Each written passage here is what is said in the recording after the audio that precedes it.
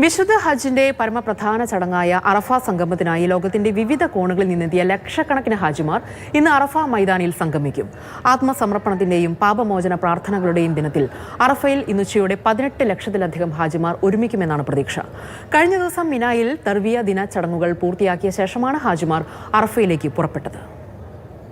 വിശുദ്ധ ഹജ്ജ് കർമ്മങ്ങളുടെ ഔദ്യോഗിക തുടക്കമായ തർവിയ ദിനത്തിൽ തമ്പുകളുടെ നഗരമായ മിനായിൽ പ്രാർത്ഥനയിലും ധ്യാനത്തിലുമായിരുന്ന ഹാജിമാർ ഇന്ന് പുലർച്ചെയോടെയാണ് അറഫ ലക്ഷ്യമാക്കി നീങ്ങിയത്. ഹജ്ജിന്റെ ഹൃദയഭാഗമായ അറഫ സംഗമമാണ് ഇന്ന് നടക്കുന്നത്.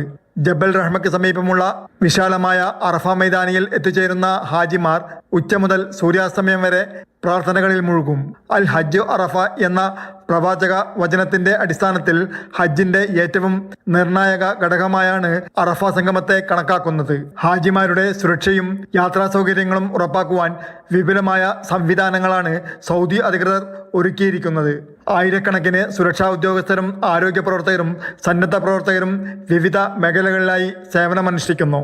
അറഫ അതിർത്തിയിലെ നമ്ര പള്ളിയിൽ ഇന്നുച്ചയോടെ വാർഷിക ഹജ്ജ് പ്രഭാഷണം നടക്കും.